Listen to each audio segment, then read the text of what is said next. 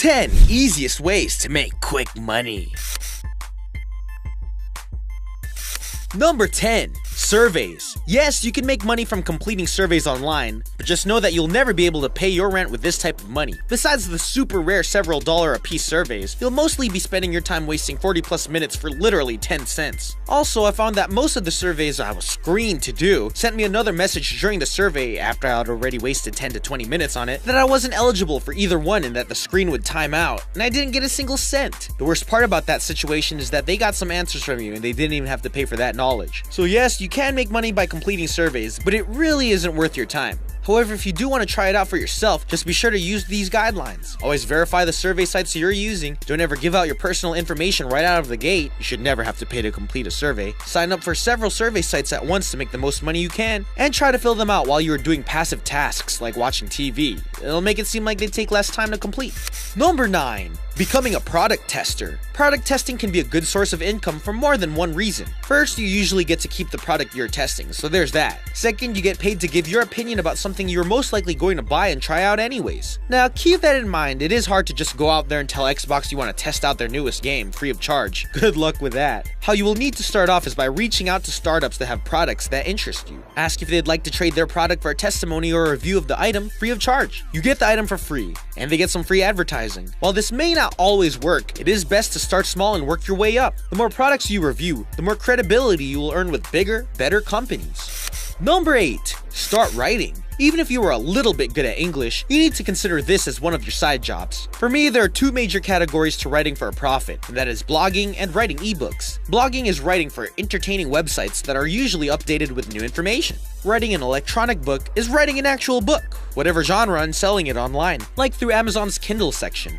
When you start a blog, you want to find a topic on which you can speak about. Some of the best blogs out there are ones about food, family, and the home. It's easy enough to start, just find yourself a platform and start typing away. Some blog hosting sites are free, but some of the best ones cost a yearly membership fee. Be sure to find the one that is best for you. Also, the most important key to writing a blog is consistency. Make sure you are updating your site frequently and you are giving people more reasons to come back. You can make it profitable just by adding advertisements or writing guest articles. Making money by writing an ebook is easy enough as long as you have a good, interesting topic that you can write 50 to 250 pages about. After you write and proofread your work, you can upload it to Amazon and set your asking price. Now you'll be earning what is called a passive income with your book, as long as it's being purchased. It is possible to write enough ebooks to retire and forever collect those profits. Can you reach that level?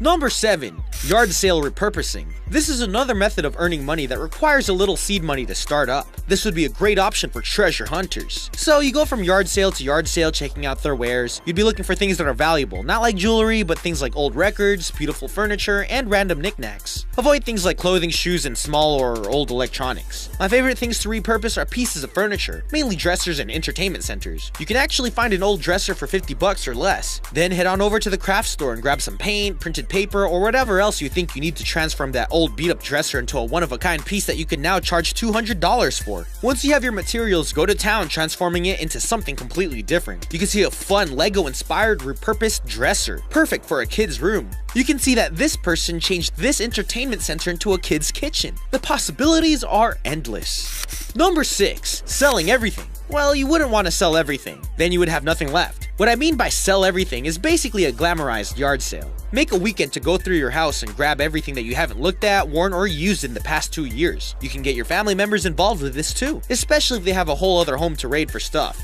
Gather your things up and set price points for each item and a date for the big event. Make sure you price your items reasonably so that people will actually buy them. Keep in mind, all of this stuff is used, so it should be priced as much. When the big day arrives, set up tables and furniture outside and lay out all the items you have for sale. Keep a secret spot for the money you earn and sit back and relax as your old stuff makes money for you. Easy, decently quick money with stuff you already have.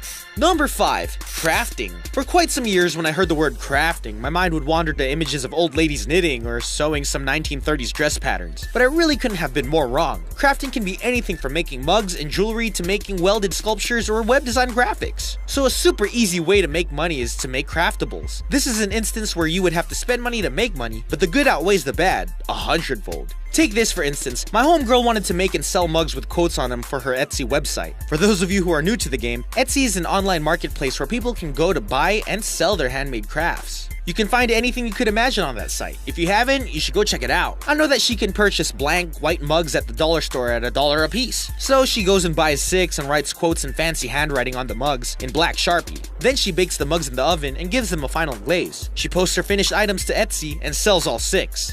Now, since she included shipping and handling in the original price point, she didn't have to come out of pocket for that. So after buying all the mugs and paying all the small posting fees on Etsy, she spent about $10, then ended up selling each mug for $6.50 each. That means that there's a $29 profit on top of the $10 she spent to make the money. See how easy it can be? Number 4. Sell your skills. Between sites like Coursera and apps like Skillshare, it should be easy for you to sell your skills to make some extra cash. In order to start making money this way, you need to do a few things first. Obviously, the first thing you need to do is compile a list of the things that you are good at. You could be good at painting landscapes, drawing faces, creating resumes, or making small crafts. Everyone is good at something. The hardest part is finding out not only what that is, but if it can be seen as profitable. After you've devised a list of your talents, do some online research and see what you can come up with for each skill. Look for things like what the top people are doing with their skill, how much they are selling it for, how they are adding value to their item, and how they are communicating with their loyal customers. Things like that you need to list out. Ask as many questions as you want. Just make sure and find all of the answers. Remember, start small, don't become frustrated, and you'll be able to go anywhere. By the way, if you do this one right, you could actually start your own business from finding and selling your skills. 3. Get paid to shop online. I'm totally not kidding. It's really that easy. If you normally go to Target, Kmart, or Walmart each week to get some shopping done, save yourself the gas and order online instead. Yes, you will have to wait for the items to be delivered, so make sure to factor in the delivery time so you don't end up running out of anything.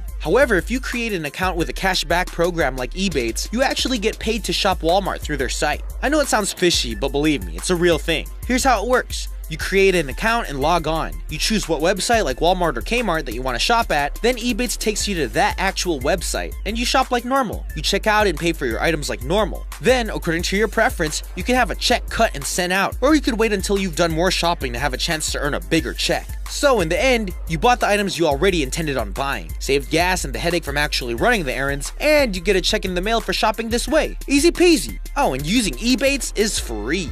Not a paid advertisement.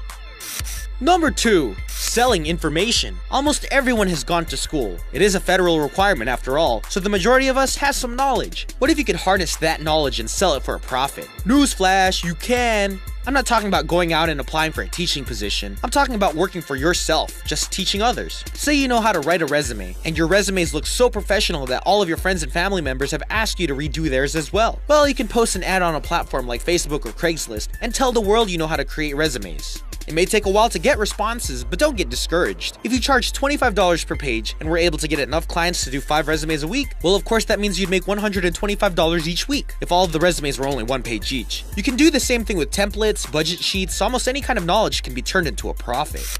Number 1. Simply invest. We all know that sometimes you have to spend money to make money, and the same holds true for this. If you have a couple to several $1,000s sitting in your savings account, why not make that lazy money make more money for you? When you start investing, make sure you do thorough research and you consult with a professional. It takes as little as just $1,000 to start investing. If you're hesitant to get started, you can always opt for the robo-advisor to help you choose and make the investments for you. These days, there are dozens of different apps to help you get started by investing only a little at a time. For some of those apps, the investments are less than $100. If you want to get down and get your hands dirty, then save some money to the side for your investment. Pick some investments yourself and use an online trading platform. Investing may be a risk, but it can be a calculated one that could result in giving you some extra paydays. If you want to be able to stack cash like you see in this picture, you need to get off the couch and start doing something today.